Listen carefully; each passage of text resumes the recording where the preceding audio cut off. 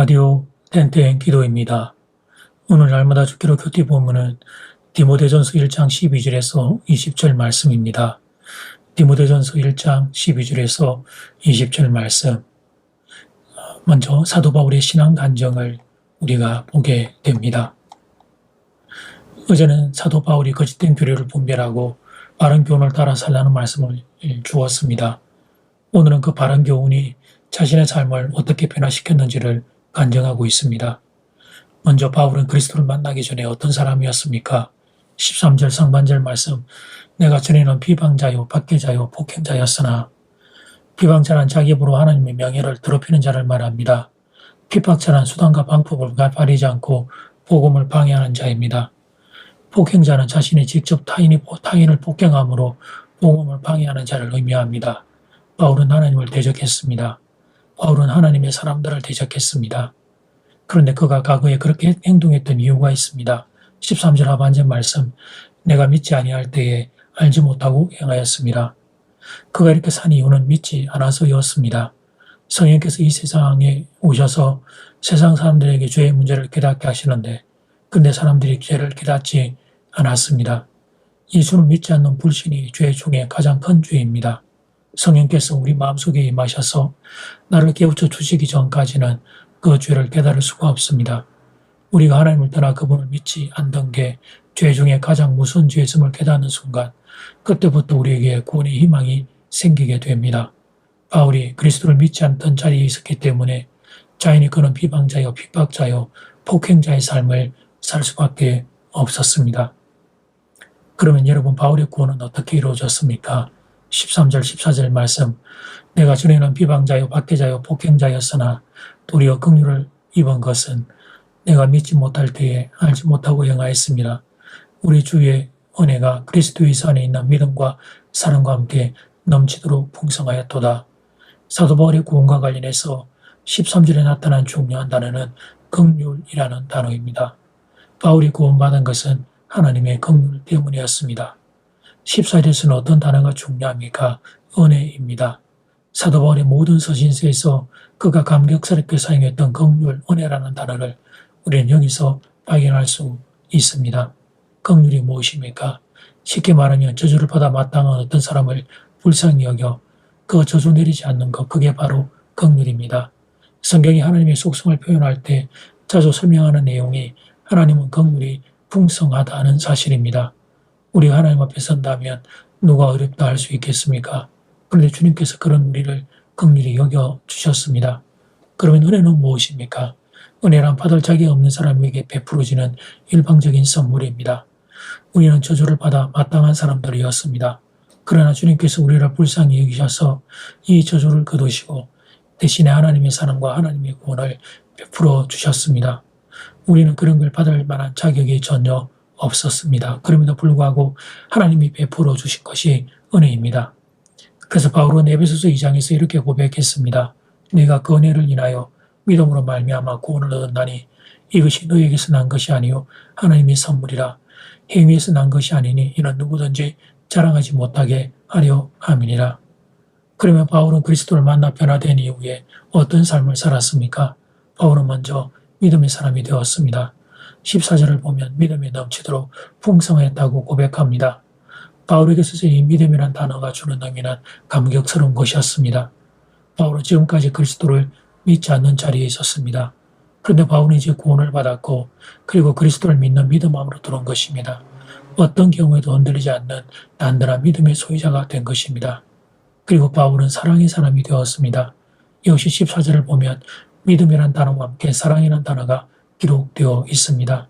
사랑이 넘치도록 풍성하게 되었다고 고백합니다. 바울은 이전에 예수님을 미워하고 예수 믿는 사람을 미워하던 인생이었습니다. 근데 이제는 완전히 변화되었습니다. 예수님도 사랑하고 예수 믿는 사람도 사랑하는 인생이 되었습니다. 그래서 그 인생들에게 예수 전하고자 예수 믿지 않는 인생까지도 사랑하여 그의 남은 인생을 다 드려 전도자의 삶을 살았던 것입니다. 본문은 한 인생이 예수님을 만나기 이전, 예수님을 만나게 되는 과정, 예수를 만나고 난 후의 삶이 어떤가를 선명하게 보여줍니다. 이보다 더 좋은 신앙 간증문은 없습니다. 생애 최후의 순간이 다가옴에도 불구하고 바울의 마음속을 지배하고 있었던 것은 한결같은 구원의 간정입니다. 이것이 우리의 간정이 되어야 하리라 믿습니다.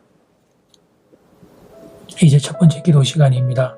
받은 말씀과 개인 기도 제목을 가지고 함께 기도하는 시간입니다. 이 시간 다 함께 마음을 모아 주님 앞으로 나아가겠습니다.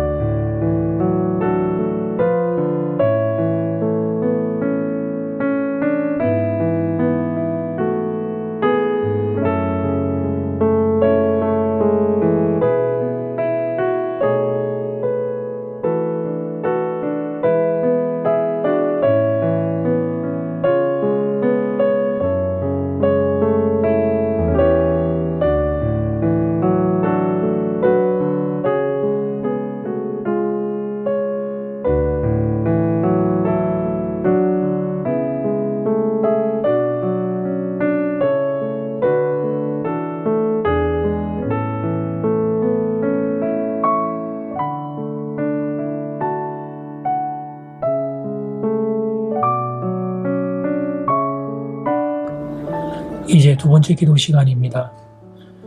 1. 예수 믿기 전 비방자여 박해자여 핍박자였습니다. 2. 예수님의 은총율과 은혜로 구원받게 되었습니다. 3. 믿음과 사랑이 사랑에 충만한 사람으로 변화되었습니다. 바울의 신앙 간정입니다. 우리의 간정이 되기를 원하는 마음으로 이 시간 다 함께 마음을 모아 기도드리겠습니다.